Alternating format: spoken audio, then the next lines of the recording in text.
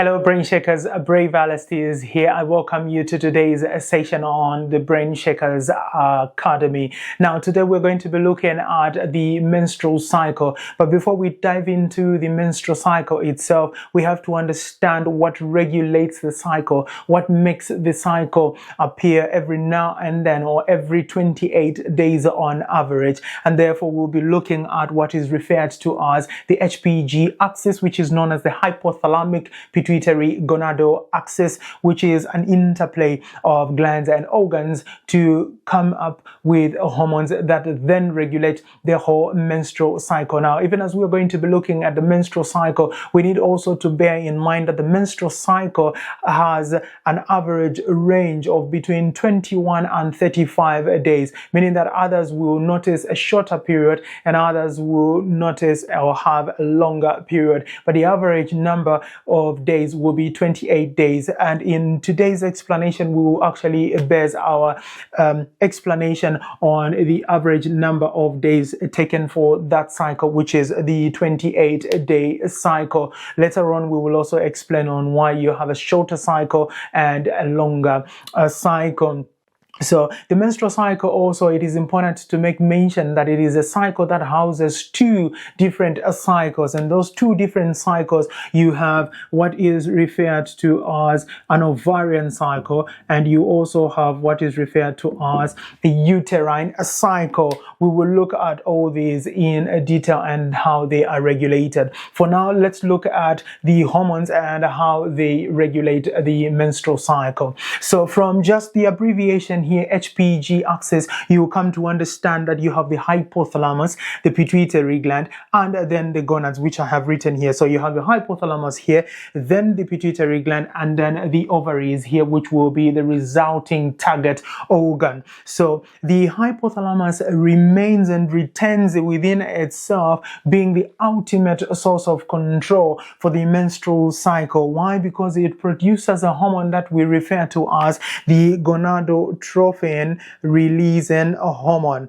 So the gonadotropin releasing hormone, once it has been produced by the hypothalamus, is then going to affect the anterior part. So you have the anterior lobe and you have the posterior lobe. So the gonadotropin releasing hormone from the hypothalamus then affects the anterior portion of the pituitary gland. Now the pituitary gland is also known the anterior is known as the adenohypophysis, whilst the posterior is known as the neurohypophysis. Called neurohypophysis, why? Because it has connectivity to the hypothalamus and it does not produce its own hormones, that is ADH and oxytocin, being produced in the hypothalamus, then travel by way of neurons to the posterior aspect of the pituitary gland, where it is then stored. Now, it is called hypophysis because it is situated on the hypophyseal fossa of the sella tussica. Now, this pituitary gland that we're looking at here, so you have the anterior portion, which is of interest for us as we look at the menstrual cycle, has a number of hormones that it produces, but of importance for the cycle is the follicle stimulating hormone and the luteinizing hormone. So we'll have the follicle stimulating hormone, or FSH, and we have the LH, which is the luteinizing hormone. Now these two hormones play a key role in regulating what happens in the ovary and also in the uterus. Now I have done a dedicated video on how women release their eggs, on the process of oogenesis, and then getting on to the process of ovulation as well. And if you have not checked that video, I would want to advise you to look at that particular video as well, so you have a clear understanding of how we get to the stage of an ovary, because now these hormones have to play key role on those layers that we discussed in that particular video. So do look out for that video on my YouTube channel, which is Brain Shakers Academy, and if you have not subscribed, please do subscribe to that channel. Now let's quickly look at what happens once the follicle stimulating hormone and the luteinizing hormone have been produced. So the follicle stimulating hormone, from the word follicle, is going to then be responsible for the development and the maturation of the follicles. So whichever developing a follicle is going to develop the majority receptors for the follicle stimulating hormone, then becomes the dominant follicle, and it is the one that will then go on until it then ovulates or releases the ovum to be picked by that fimbriated end part of the fallopian tubes. So within the ovaries, if I could quickly just do a quick review of what happens with the ovaries. So you have the ovum in there, which is obviously surrounded by a layer that we call the zona pellucida. Then just around the zona pellucida, you have a layer of cells that we refer to as the granulosa cells. Now, on top of the granulosa cells, you have another layer, which is the thicker follicular. So the follicle stimulating hormone will have high affinity to the granulosa region. So follicle stimulating hormone will come and affect the granulosa region, and making sure that there is development of the ovum, that is from its pre-antral stage to the antral stage, and then to the pre-ovulatory stage, until then it is ovulated and passed on. Then the luteinizing hormone now comes into the thicker follicular. So you have luteinizing hormone having an impact on the thicker follicular. Now, what does it do?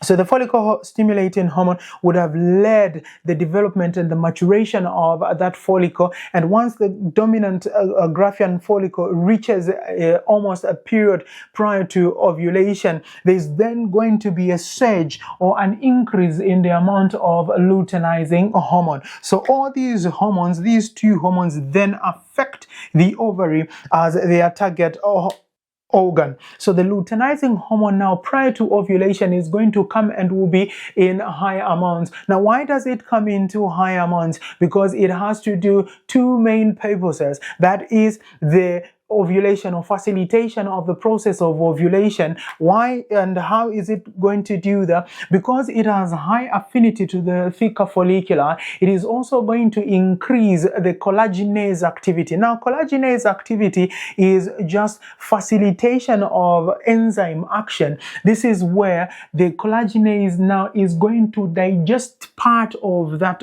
ova.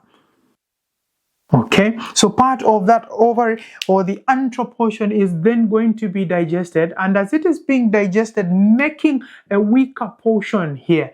And so if it has created a weaker portion, when there is now ovarian muscular contraction, then the ovum will be released from the ovary through that weaker portion. That is what luteinizing hormone is coming to do. The other thing that luteinizing hormone is going to come and do is that because it has a high affinity for the thicker follicular, which is the layer that is on top of the granulosa cells, it will then facilitate the production of hormones or androgens. Now, androgens have the capacity to increase what we call sexual appetite or libido, or the desire to have a sexual intercourse. Now, the body is formed in such a way that it prepares that this ovum that has been produced should then have a chance for spermatozoa to then fertilize it. So prior to the time of ovulation, a woman then has this raise in the sexual desire and the sexual appetite for them to actually meet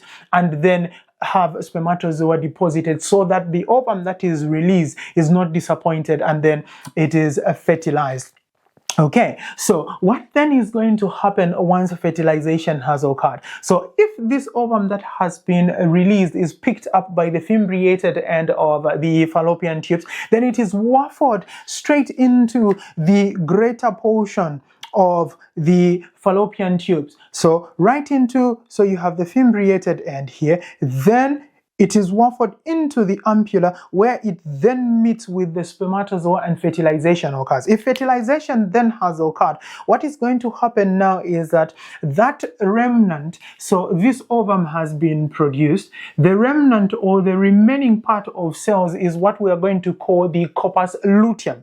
So the corpus luteum, because it is still under the influence of follicle stimulating hormone and luteinizing hormone, will continue to produce two hormones, that is estrogen and progesterone. So you will have estrogen being produced, and you will also have progesterone being produced. Now, the rise in amount of estrogen and progesterone being produced by the corpus luteum is going to send a negative feedback mechanism to the hypothalamus, that is through the use of inhibin, which then acts on activin. Activin is just a hormone or an activator for the hypothalamus. Then inhibin is what now inhibits this whole process from coming through again. So the rise in estrogen and progesterone levels sends a negative feedback mechanism to the hypothalamus not to produce any more follicle stimulating hormone and luteinizing hormone. Now, this corpus luteum was benefiting from the follicle stimulating hormone and the luteinizing hormone. Then the hypothalamus has been taught to stop producing more of this. It means that this corpus luteum now is going to die out. It then degenerates, and when it degenerates, it becomes what we refer to as a corpus albicans. Now, when it becomes a corpus albicans, it means that it's in its degenerated state, and it has no capacity to produce estrogen and progesterone. And because it cannot produce this estrogen and progesterone, what is going to happen is that you will now have a decline in the amount of